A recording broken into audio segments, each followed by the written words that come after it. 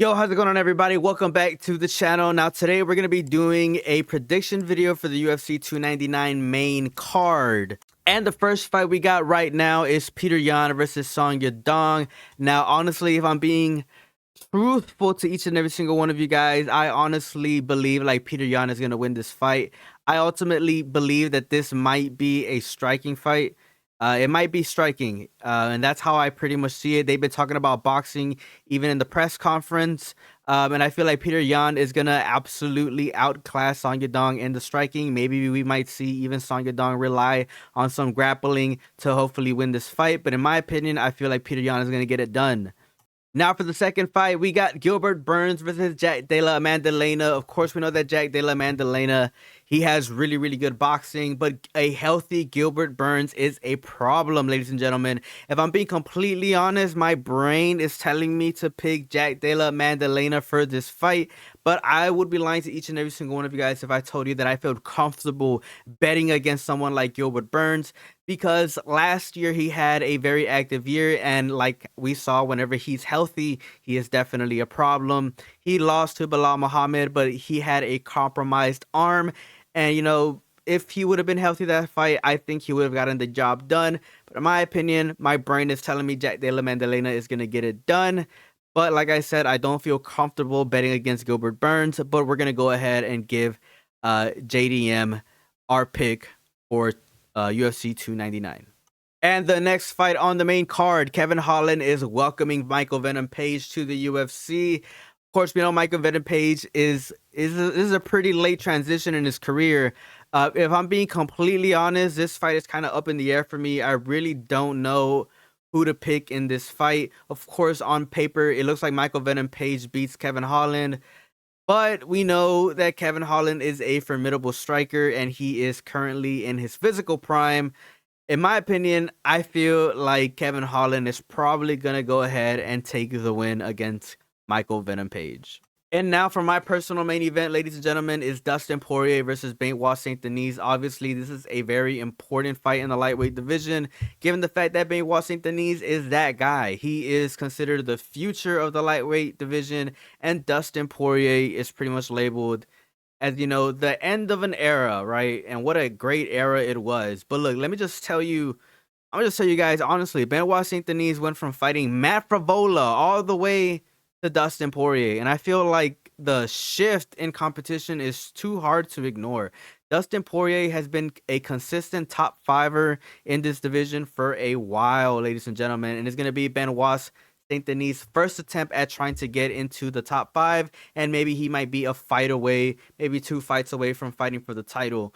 In my opinion, I feel like Benoit Saint Denis fights like a soldier rather than a martial artist, and that might come back to bite him in the ass. Maybe not in this fight though. Maybe not in this fight though. Benoit Saint Denis is a tough guy. He has a whole lot of heart. Even if you're beating the fuck out of him, he is not the type of guy to give up on you. But neither is Dustin Poirier. But in my opinion, I feel like Dustin Poirier is more of a martial artist than Benoit Saint Denis, and I mean that in the most respectful way possible. We see Benoit Saint Denis, have some good moments, but he, in my opinion, doesn't have some of the qualities that Dustin Poirier possesses when it comes to the striking department, and a lot of that has to do with defensive and offensive schemes.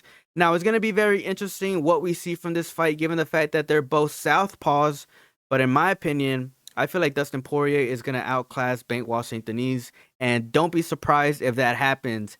Now, I think that Benoit Saint Denis does have a chance at beating Dustin Poirier if it goes to the later rounds, and if we see Dustin Poirier more or less kind of fade away in terms of pace, if I'm being completely honest. But we will see. We will see. My pick for this fight is obviously Dustin Poirier. He's been in the top 5 for a very long time. Like I said, the shift in, competition is hard to ignore.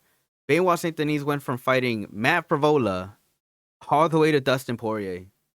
Like, I feel like the drastic change in competition is too hard to ignore, and I feel like Dustin Poirier is going to prove why the lightweight division is the hardest division in the world to conquer.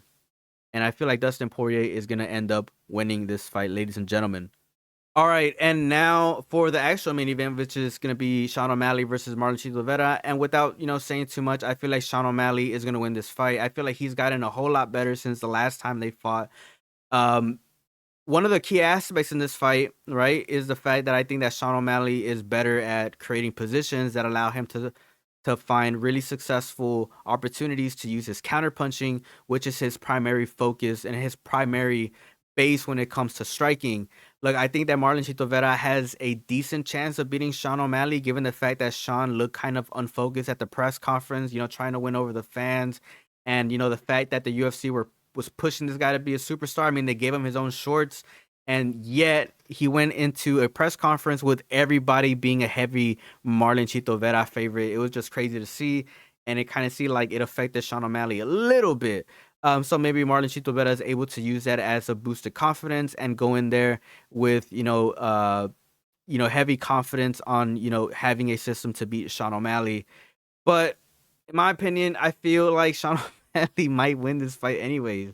I feel like he might win this fight anyways, given the fact that I feel like he has the better footwork. Look, ladies and gentlemen, when you have the better footwork, you create the better positions. When you create better positions, you win exchanges. Whenever you win exchanges, you win rounds. When you win rounds, you win the fight. That's pretty much just how it goes. And I feel like Sean O'Malley has only gotten better since the last time they fought.